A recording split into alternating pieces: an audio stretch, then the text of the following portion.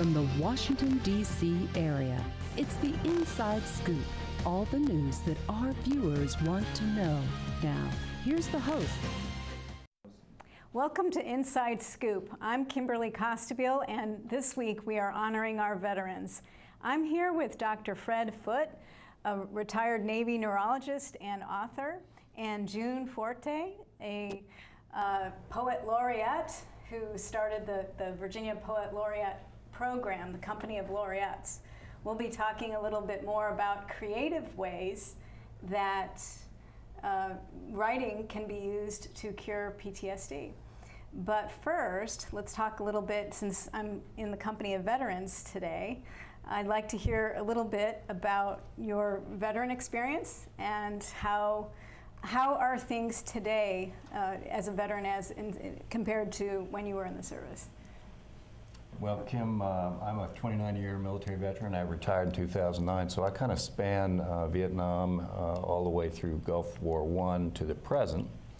And the biggest change has been how much smaller the military is right now.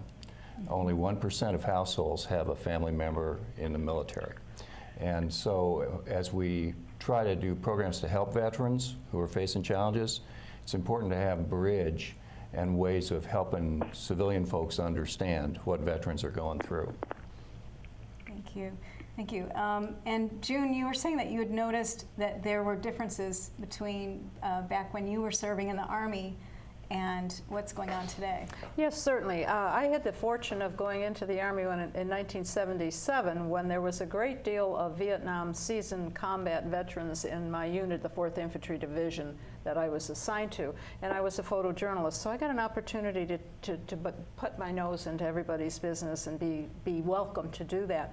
One of the things I really noticed about the Vietnam era veterans is that they were very protective of each other, and there was a lot of leeway to young troops. Okay, today, now I've worked for 20-some years with the military now as a civilian, and finishing my career at the Pentagon after 17 years, and I find that because the services are downsizing, that they're not as open to trying to work with a young person if they make a mistake. All right.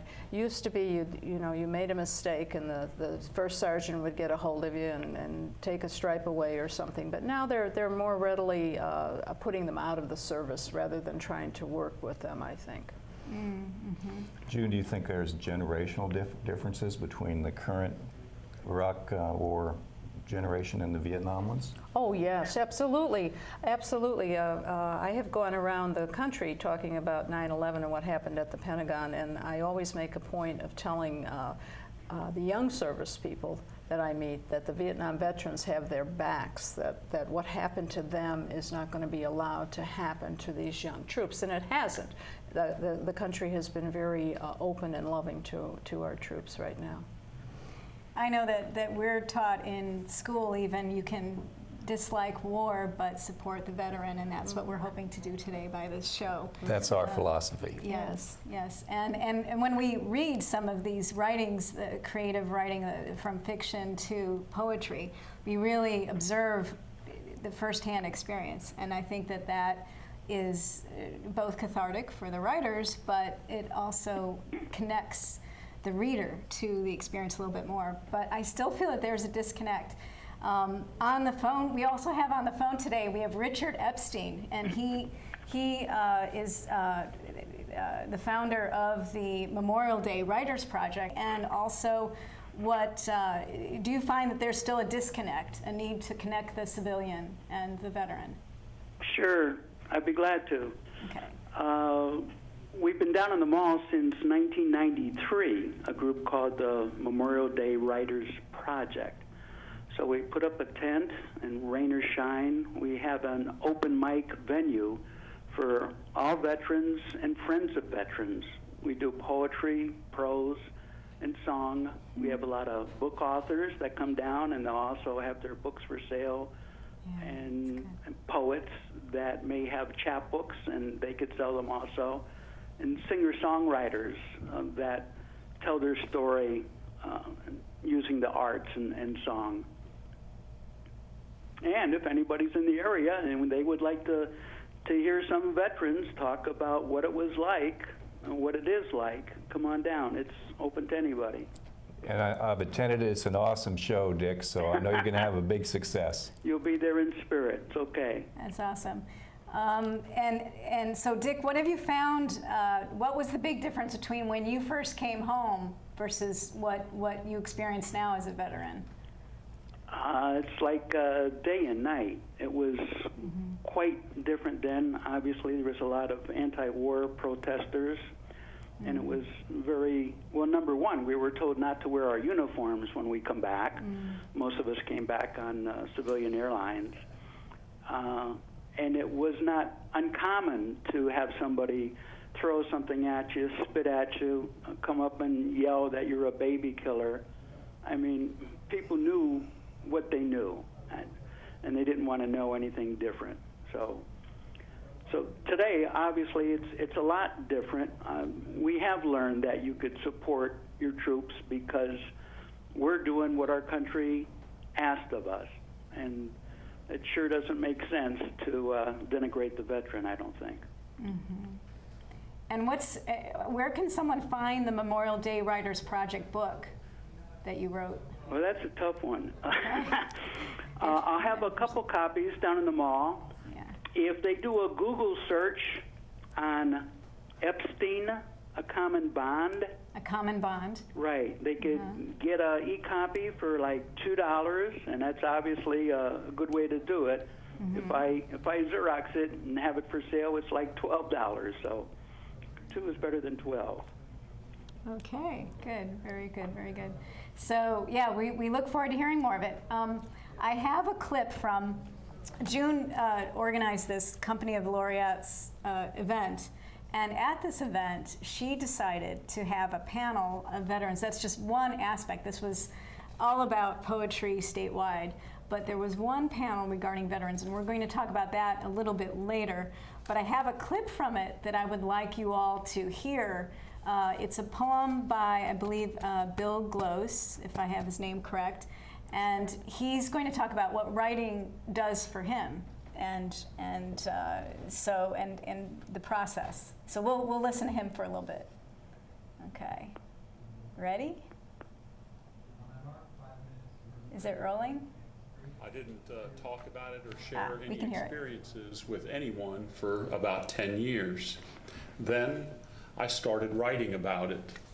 I wasn't sure what it was going to do to me to dredge up these memories that I've been trying to hide, and I was surprised to find out how cathartic it was. But I had to take baby steps. Some of the events were just too raw. So what I did was I focused on the periphery, and I slowly worked my way in to those difficult events. And the first poem I'm going to read today does exactly that. It talks about some of the mundane things that happen even on the battlefield. And it's called Desert Moon. Heat of the day. Men hunch over weapon components spread on ponchos, fussing like old women at a flea market. Some nap beneath halos of buzzing flies. I lean against my rucksack on the side of a dune, tasting the sweet stillness.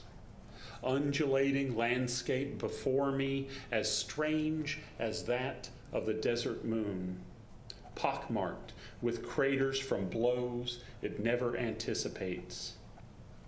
Specialist Taylor shows me laminated photos of his baby girl. She lives in the webbing of his Kevlar helmet. One day, he hopes to touch her face for real. T. Fertiller is riding home, pen perched in the corner of his mouth, like a swimmer on blocks, waiting for a gun to fire. Rambali shakes a Tupperware with a scorpion inside. Pincers open, wait for lids burp, aching to snap something soft. Garner offers an MRE ham slice to a stray dog, thin as a t-shirt on a hanger. It sniffs, skittish, as if it knows that next week, shrapnel will tattoo its name across Garner's stomach. His heels will dig tiny graves in sand while Gomez starts an IV. For now, though, the dog takes the meat. Garner smiles, and the desert moon inches across a cerulean sky. So June, what do you think about that poem? Well, I have to tell you that helping me in the company of laureates were two Marines that I'm teaching in class. I teach at Northern Virginia Community College communication class, and they volunteered to come and help me. And they sat in, and I sat next to them. And as they were walking out, they said, "Boy, they really get it. They really know." And it was, I think, particularly Bill is very much there on the battlefield. Very good. And what was the reason you decided to include Fred in the Well, panel? I actually met Fred first. Fred at the Festival of the Books in Charlottesville in the spring. I went to his panel. He was on a panel discussion. I was so impressed with his poetry and the power of the words of the poetry that I knew that I wanted to include a veterans panel. And then I met Bill Gloss, who came up to Prince William with another one of the poet laureates and put on an art and war event, a small event for the poets. And so I had him. And then I found Jim Matthews. That's exciting. And brought him into the crowd too. And of course, Great. Claudia, who you're going to talk to later. Yeah. Well, we're going to talk to Claudia later. And so Fred is going to leave us just briefly, and then we'll have Claudia here. And then Fred is going to come back and tell us about some exciting things, including the Green Road Project. But so for now, we have to leave for a break shortly. But in the meantime, we'll be talking to Claudia and Fred. And so we'll say goodbye to Richard. Richard, is there anything else you want to say as we sign off? No, it's been enjoyable. Awesome. Thank you for joining us, and we hope to see you Wednesday. Thanks for your service. Thank you for the invitation. Thank you. Rats were playing in the woods. Well, it's a matches and that's no good. Listen to smoke before you give it a try. Only you. Don't play with matches. Don't play with fire. Cause there's nothing very funny about rigged out life. Nothing very nice on a homeless mind. So if a gorgeous force is what you desire, don't play with matches. Don't play with fire. Yeah. Only you can prevent wildfires. Fire. Why don't you just wash your car at home? When I wash my car, everything runs down the street and down into the storm drains. With all the chemicals in the soaps and waxes, the last thing I want to do is poison my own drinking water. At least here, it's all contained and recycled on site. That's why I also take my car in for oil changes instead of doing it myself. I might take a chance on spilling stuff. You know what the best part is? What? More time to kick back and watch the game. How far would you go to protect the planet? I want you to build an ark. Here we go. Okay, that's good. Oh, okay. Ow! Maybe there's another way. People, the flood is imminent! Is it too much to ask for a little precipitation? Go to fightglobalwarming.com to find out what you and your community can do to reduce global warming pollution.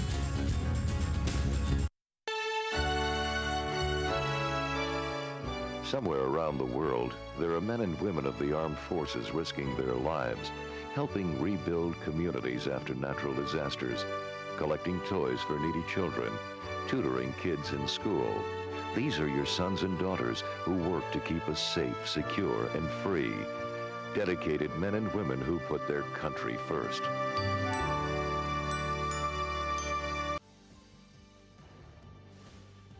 And Claudia and June actually organized the Poet Laureates event, and she might describe that a little bit better as to what is a Poet Laureate and why did you decide to organize that? Okay. Well, the Poet Laureate is, depending on the Poet Laureate of what, is the best poet laureate awarded in the state or in the county. Ours happens to be in Prince William County, where we have 2 poet laureates. And we have a state poet laureate, Ron Smith, and they're poet laureates for 2 years at a time. And some poet laureates are, there for life. So we decided to put a cap on ours because we thought 2 years was just fine to go. It usually takes 3 things to make me take an action. Okay, so we did the poet laureate. We put this through the county poet laureate program. And then I also got involved with the Poetry Society of Virginia. They called and asked me if I would sit on their advisory board. Even though I'm not a poet, I don't know what they're thinking, but there I was on their advisory board. And number 3, I thought, why can't we have a poet laureate in the county? And I'm really convinced that we have to build the community that we want to live in. We can't sit and wait for somebody else to take care of it. I mean, we always, and I'm guilty of it too, why don't they do this? All they have to do is this. So I decided to take action. The worst that could happen is they'd throw me out somewhere, and kick me out the door. So I put a proposal together and took that to the Prince William Art Council. And they became very supportive of that, at least vocally supportive, and not monetarily supportive, but somebody came through and gave us funding for the first 2 years of the Poet Laureate program. So we were very fortunate to get that funding. So we've started with that. And then I decided, well, goodness sakes, we have all these poet laureates and former poet laureates around in the area. Why not bring them together and see if we can have sort of a master laureate meeting? And fortunately, the venue, the Hilton Performing Arts Center, was very generous with allowing us to use their facility for that. And it was very successful. We had close to 200 people that came and attended that for a first-time event. It was very successful, I thought. It was beautiful. And so you used your military experience to organize the poets. And isn't that a little bit like herding cats? Or? Yes, it is. It is very much like herding cats. But I tried to provide them as much information as I could. I kept them informed every step of the way so that they knew what was coming and what came together. And it was pretty close. What I told them was going to happen pretty much happened. Super. And then you asked Claudia to head up your veterans, to head up the panel on veterans issues. Or veterans. Well, Claudia came to me and wanted to be a part of it. And then when I realized that she had been the editor of Vietnam Magazine and had a background in that and poetry, etc., I just sort of gave her that panel to pull together for me. I had the people arranged that I wanted, but then Claudia took over and pulled it together into a panel. Great. Yes, it was really very interesting to meet them and hear them, what they had to say, and I appreciate that. You just did a great job. Thank you. Yes, and what were your experiences when as editor, you would come across the writing of several people, and so you in the panel you mentioned that it affected you deeply. Right, it did. Well, I was senior editor, which sort of translates into assistant editor, my work was to prepare articles for publication. Many of the best first-person accounts were by people who had excellent stories, but they were not writers. So the idea was to make them, flow, make them readable, and and help the narrative. Yeah, and in the process, I met some really interesting people and people I really respect and admire. Yeah. We have a clip from the conference that I'd love for us to show of Claudia, and it's a little bit about how she reveals how it impacted her. So if they have the clip, here she is. Had important stories to tell. We're not trained as writers, so I was there to help bridge that gap. In the process, I learned a lot that affected my own writing, including my poetry. I think among other things, it helped me put my writing into better perspective and be more concise. It also taught me to listen more carefully to the meaning and emotion behind what people say.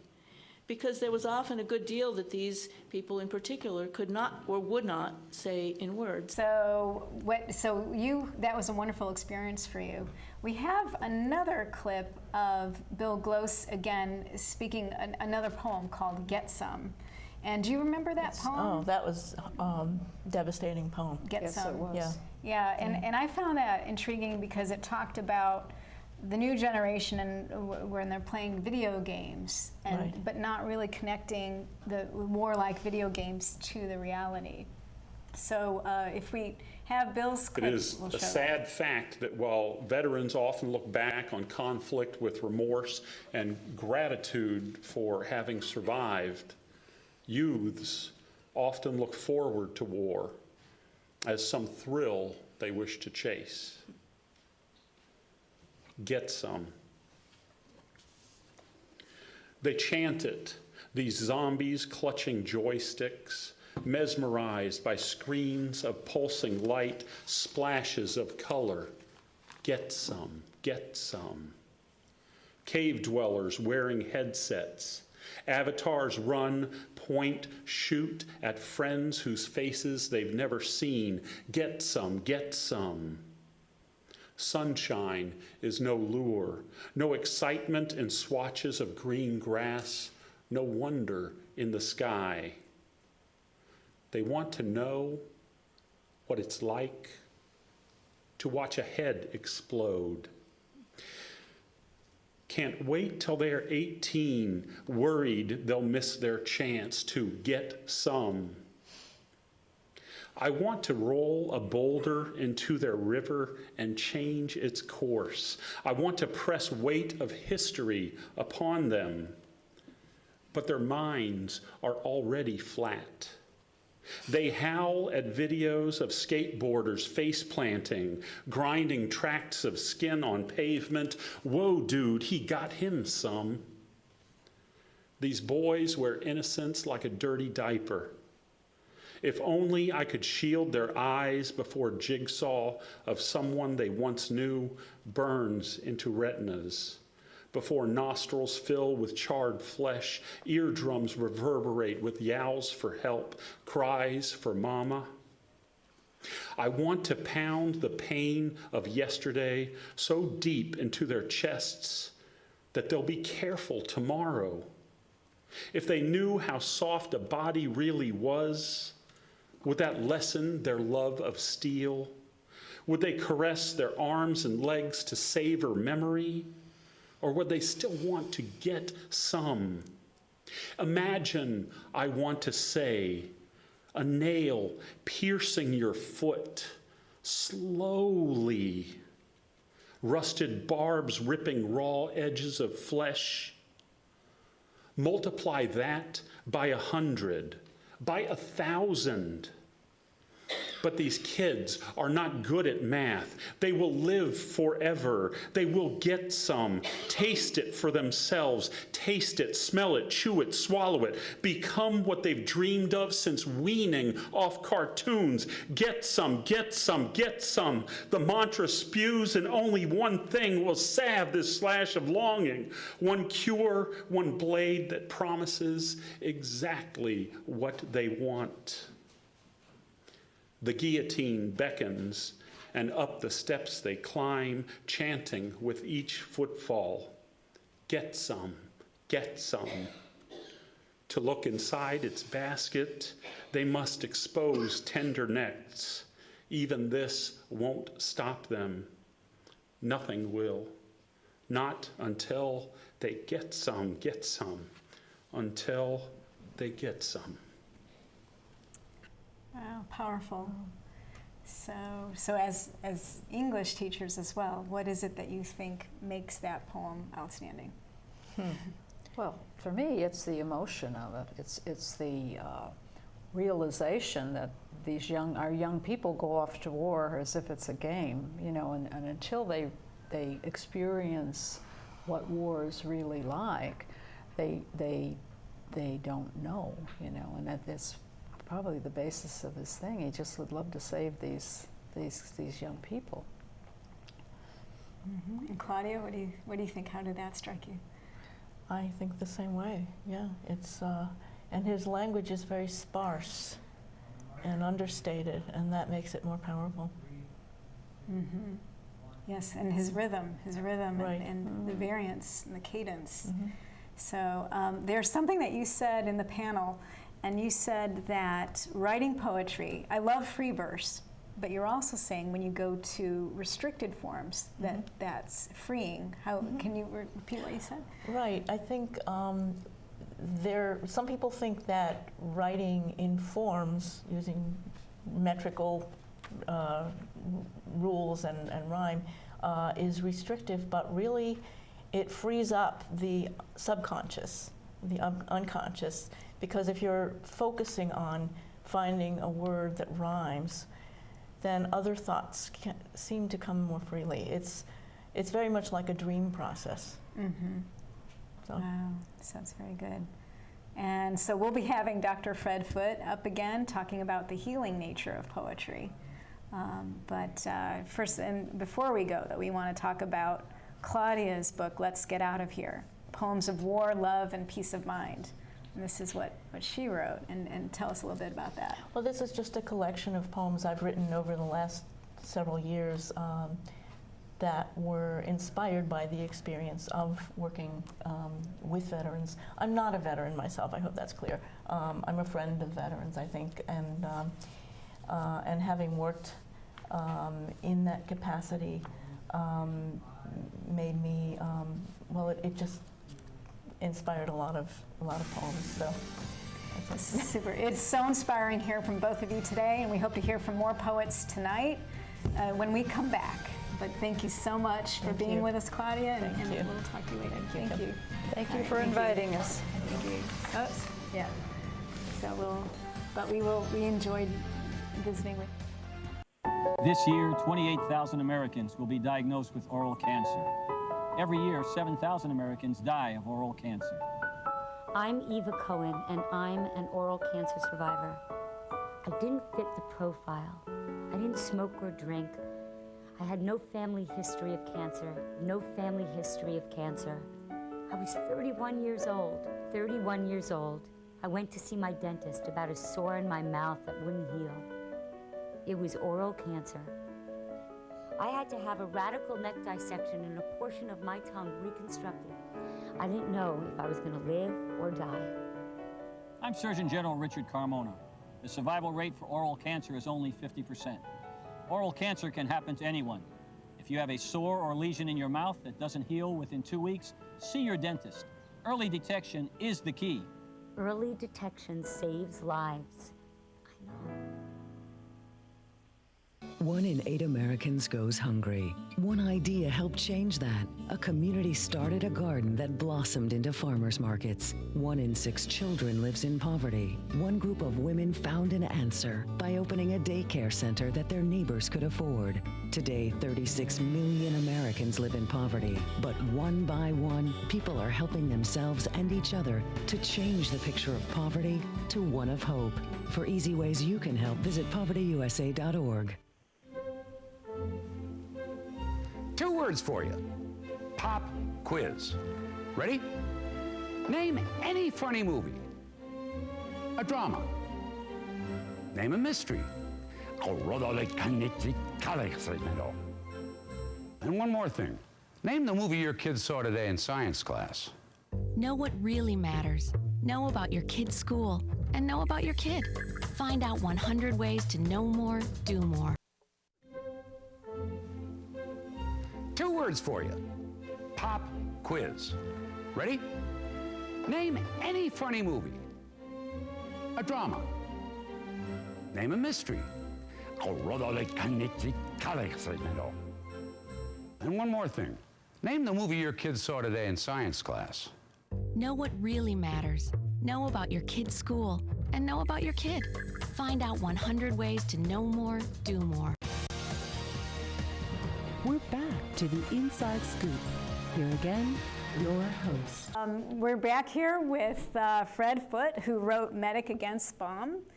And Fred wrote Medic Against Bomb.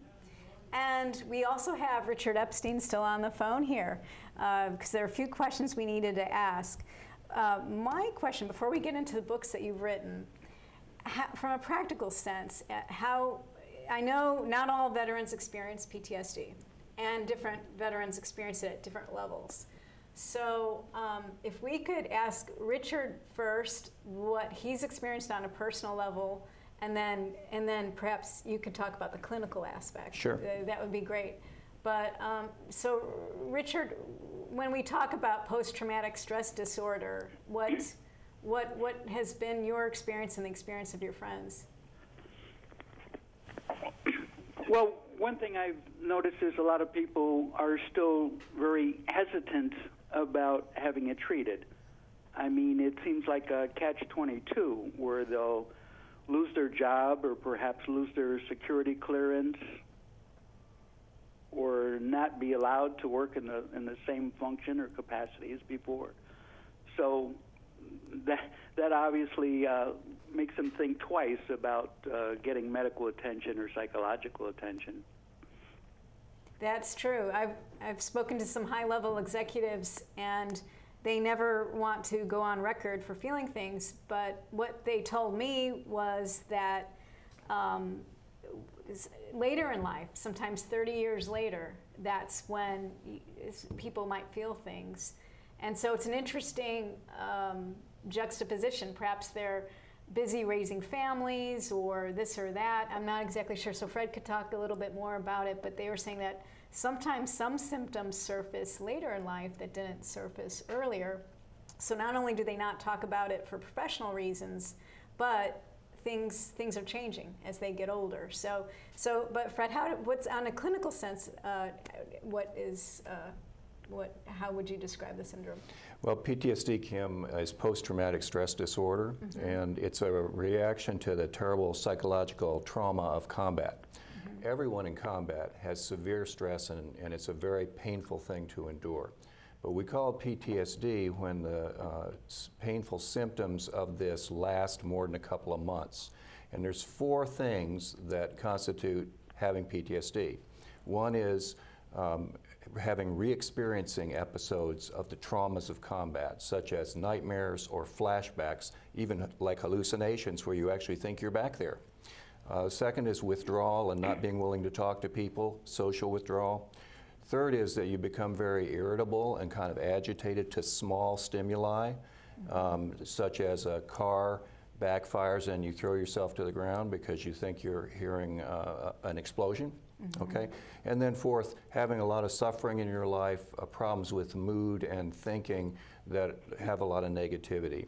And we think that PTSD goes along with brain injury from bomb blasts, and we think as many as 30% of our returning Iraqi and Afghan veterans may have these conditions. Wow. So for us, it's a big emergency. We must find ways to treat these conditions.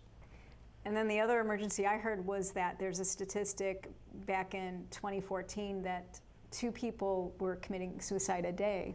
Actually, it's even more than that. Okay. We're having a terrible epidemic of veteran suicide, both the young ones and also the Vietnam generation that we have to address.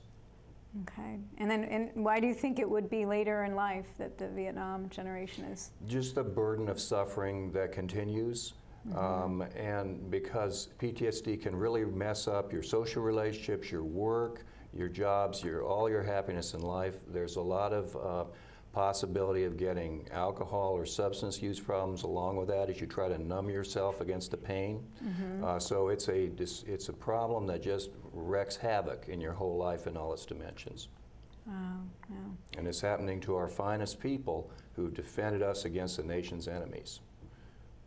Yeah, and I remember seeing you in action using writing as therapy, but also the community project that Richard was working on and getting writing out into the community and getting the warriors together, sharing their poetry. That what was neat is it was multi-generational, and you had the different veterans being able to communicate with each other once they've shared their poetry.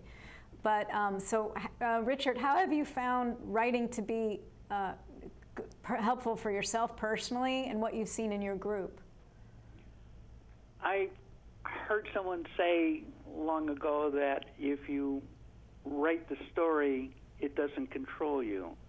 Huh. So it's the idea of getting down on paper some of the traumas that you may have gone through lessens the impact and makes you able to cognitively deal with it in an easier fashion.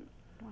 So instead of bottling things up inside, and one of your earlier guests mentioned about dealing with the periphery, and that's an excellent way of starting out. Wow. So I think just the idea of trying to get down on paper some of the thoughts that you may have bottled up in your head. You may not even know what you're actually thinking. And I aside from being part of the creative process, it helps you deal with these things. And Fred, how did that work for you? Tell us about your personal experience in the medical rooms, the hospitals, in the service, and so it was. You can have stress from serving in that way. So how did that help you? How did writing help you? My stress was very minor compared to some of the combat veterans. I'm not a combat veteran. I take care of the wounded some distance behind the line. But without a doubt, writing my book, Medic Against Bomb, the poetry about the wounded experiences, it really did help me in some of the ways that Dick was mentioning. You know, Kim, first off, anyone who has serious symptoms of PTSD should see a mental health professional because many treatments do exist in the usual psychiatry that can help, but it doesn't always work. So it's important for folks with PTSD also to make art, make music, get invested in that, and also be in nature. Those are two of the things we've really found help against PTSD. And in your book, Medic Against Bomb, you talk about, you have a poem, one of my favorite poems is Rock Creek Park, PTSD, Rock Creek Park. So if you can, there's certain lines in there that are absolutely just knocks you against the wall, and it's just wonderful. And so my question is, on that, there was a line there about how, and perhaps we'll have you read this in a little bit, but or I can read it for you, but either way. Okay. I love this. It starts, Rock Creek rumbles as daylight ends. Its water pours over straits and bends, flinging its way through spouts and flumes as human fortune collides with doom. Tumult issued in roaring sounds clears the mist as the rush tilts down to freezing deeps and pernicious bogs, bleakly featured with fallen logs. You soothed my suffering mind before, and how I wish you were not transformed, turned so fatal in each detail, your clean, bright energy leached and paled. I shun like fever's ferocities, such haunted boulders and frightened trees, all over the creek an expanse of foam, quick jets like blood, flung chips like bone. So I'll pause there because for the person, the creek had changed. It had been soothing, and all of a sudden now it's haunting. Yes. So why was that? Well, exactly? It's the sort of thing that happens with PTSD. But number one, I was trying to show some of the sheer power and terrible force of the combat experiences. It's just like going down a class 4 rapid. You're that out of control. Wow. And that's characteristic of these re-experiencing that people get. It just simply takes over them completely. And then the second thing is that getting PTSD and these terrible experiences, it changes the way you think about familiar things. Like even about your wife and children can change as a result of this trauma and cause relationship problems, right? So in this case, the soldier found the Rock Creek Park a very healing place, a soothing place. But when he comes back after the war with PTSD, many of those same features trigger anxiety and panic. Wow. The same features, you mean the sound of the rushing water? The water, the rushing water. Before it was more soothing, now it's like he imagined himself thrown down a river rapid out of control, and it's terrifying. Wow. And these are the sort of, just in a very mild way, this is the sort of thing that your PTSD sufferers have to contend with. And he doesn't necessarily have had to have a water experience in his past? Nope, not at all. You cannot predict exactly how a person's going to react individually. Wow, yeah. And so I'll finish up with 2 more verses here. You chimed your wish in Fallujah's ear, and twilight echoed as it does here. How many heroes in those harsh days fell into your flood and were borne away? Rock Creek, measure of all my fears, I curse your crying with my own tears. Fury sweeping across the ground, return my brothers whom you've drowned.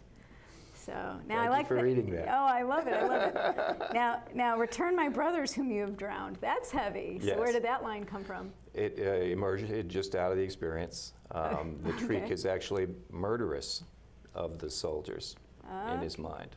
Can actually be killing you. Wow. Okay. All right. So I won't. And it's kind of like a thing you can extract political things, but I won't go there. But That's it's fine. Just let it work on, it's your kind emotions. Of like one of those 60s songs that can be interpreted several ways. But I love it. I love it. And so I just really appreciate your artistry. And now, what other poem is your favorite in this book? Oh, I love them all. You want me to say another one, or I'll tell you what? Sure. Okay, Yeah. so I'll do a real short one because we're short of time. But the last one in the collection, which I also use at the end of my performances, which I raise money for Wounded Warriors with, where I've raised $500,000 for the projects we'll talk about later. And this one is about a soldier that lost his life. And the worst thing can happen to you is to lose your friend or family member in a war. The families tell us all they suffer as they imagine the sufferings of their soldier in our death. But most of the time they also say that with many years that changes.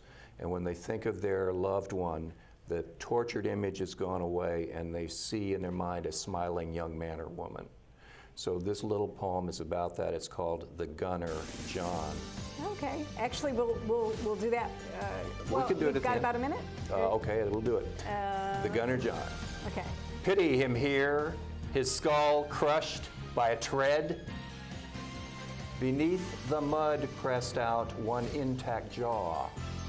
Some teeth at 90 degrees, the scraps of a tongue.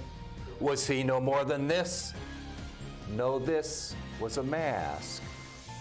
Place it in calm. Necesito trabajo. I would like to speak English better. Me gustaría hablar inglés mejor. I want to be a U.S. citizen. Quisiera ser ciudadano de los Estados Unidos. For over 35 years, Por más de 35 años, the Hispanic Committee of Virginia has been serving our community. el Comité Hispano de Virginia ha estado sirviendo a nuestra comunidad. Job training and placement, Capacitación, ayuda para conseguir trabajo, education for children and adults, educación para niños y adultos, immigration, naturalization, and medical referrals. ayuda para los procesos de inmigración y naturalización y orientación sobre médicos Are a small part of what we do. son solo una pequeña parte de lo que hacemos. For help, information, or to volunteer, Para ayuda, información o para ofrecerse como voluntario, contact the Hispanic Committee of Virginia, comuníquese con el Comité Hispano de Virginia, helping everyone participate more fully in American society. ayudando a todos a participar plenamente en la sociedad norteamericana.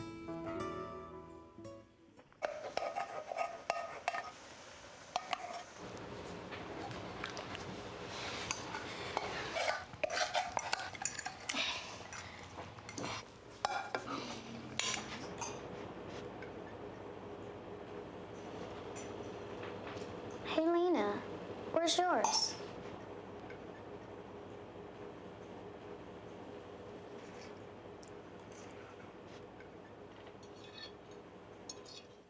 Would you notice if you were missing half your kidney function? According to the National Kidney Foundation, 20 million people have chronic kidney disease, and 20 million more may be at risk and not even know it. Anyone with high blood pressure, diabetes, or family history of chronic kidney disease is at risk. Early diagnosis is vitally important. To get the whole story, talk to your doctor and visit the National Kidney Foundation at kidney.org or call for a free brochure.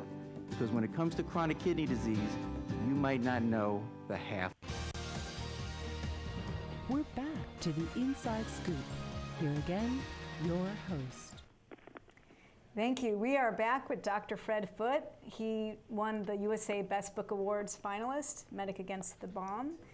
And so I'm excited and delighted that you're with us. And he won a host of other awards, including the Grayson Award. But so tonight, he also wants to tell us about a project he's doing called the Green Road Project. Now, Fred is a Virginia native. You were born in Virginia. I was. Where? Arlington. Arlington. There you go. So, but now they've got him at Walter Reed, and they got him doing some work in D.C. and Maryland. But we have him here because he's one of our own. So, so Fred, tell us a little bit more about the Green Road. Well, Kim, my night job is poetry. My day job, I do holistic medicine for wounded warriors at Walter Reed Military Hospital in Bethesda, Maryland. And especially right now, the Green Road Project and the Walter Reed Arts Program, Healing Through Art and Nature, and those are supported by the public. So once we get into this, I'm going to do a little blitz of pictures so people understand how we're healing PTSD with art and nature at Walter Reed. Great. All right, so first slide is me. Anything I tell you is on that website, medicagainstbomb.com. Anything about poetry, anything about veterans, all there, and you can talk to me and communicate with me there too, okay? So please go on. I'm going to tell you about how we're healing at Walter Reed. Number one, as we said before, our soldiers today do not have bullet wounds. They have brain injury and post-traumatic stress disorder, and many times the treatment doesn't work, pills and surgery. So we had to find a new kind of medicine at Walter Reed called holistic care. And holistic care, in contrast to usual care, which treats an organ, single organ, holistic care treats your whole body at once, okay? And Walter Reed is now the nation's leader in that, and that's a picture of our new Walter Reed Hospital. Now, treatments of the whole body include a lot of things. Healing buildings, because your whole body's in the building, engaging your family in care, integration of care, so one care plan for one person. That's another healing building, our NICO Brain Injury Center at Walter Reed. And then wellness, that's a whole body treatment, nutrition, exercise, acupuncture, that's all holistic. And then what I'm telling you about today is how we heal through art and nature. That's a beautiful room from the Brain Injury Center. That's where our wounded warriors do their yoga. It's called Central Park. Of course, they don't call it yoga, they call it warrior battle mind strengthening, okay? It's beautiful, yeah. Now, the Walter Reed Arts Program started 2011, one of the biggest in the nation. We have 3 paid coordinators and 10 paid artists and numerous volunteers. And basically, we have our warriors make art, music, dance, and other arts, and it really helps their PTSD. They always tell us the arts are the most important part of the therapy. These are some of the famous masks from the Brain Injury Center that was in National Geographic. These are all decorated by the warriors to show what they feel. This is another piece of art from the Brain Injury Center. It doesn't have to be real elaborate. This warrior is just making a simple little mandala. And Kim, watching art or listening to music is good, but what really heals you, like Dick Epstein was saying, is making the art, making music, painting, and doing it yourself. That's where the healing comes in. Here's one of our art studios, and you know Charlie Sheen? Yes. Well, Charlie Sheen has a bad rep in the tabloids, but he also gave us $1 million for an art studio, music studio. So if you hear anything against him, you say he's helped our wounded warriors. This is another little picture of some art just in some of our kids, as we call them, their home. Now, I'm coming back to the art, but I want to tell you how we heal through nature, and that's the Green Road Project, nation's largest healing garden, which we will complete next summer in June. What is the Green Road? Well, one thing, it is sort of a road, but it's not for cars, it's for wheelchairs. Right now, audience probably can't see the direction, but this is our campus at Walter Reed. The hospital's on the left. There's a lot of green there. You could heal with nature with that, right? There's even a natural stream, that blue line through the middle, that has a corridor of green around it. So at the moment, if you live at the top or the bottom in a warrior hotel of this screen and you have to move around in a wheelchair, you have to fight traffic in the streets. Well, why not build a green road that runs along that stream for wheelchairs so they can move around the base in beautiful surroundings? So the Navy's doing that part. And then where you see in the middle a yellow ball, Central Garden, my philanthropy group is building a $2 million healing garden there. This is the site of the healing garden. It's 300 yards from the Beltway. It's a beautiful ravine. The place where we're building the garden is on the left. It is a woodland and will stay a woodland, but it is being enhanced. This is a quick little picture of it, and you can see the stream is running from left to right. And you can also see a little gray line. That's our part of the wheelchair path that hooks up to the Navy wheelchair path on either end. To the right of the path is the social zone, which includes fruit trees and a council ring of boulders, an area where the warriors can get down in the stream and play. Yes, they want to drive their wheelchairs in the stream. And then there's a glade for arts performances and a little communal structure for small group meetings. The sacred part of it is on the hillside to the left of the path, surmounted by that little circle of orange and yellow, and that's our commemorative pavilion sacred to our lost comrades. This is, in fact, a picture of what it's going to look like when we finish it next year.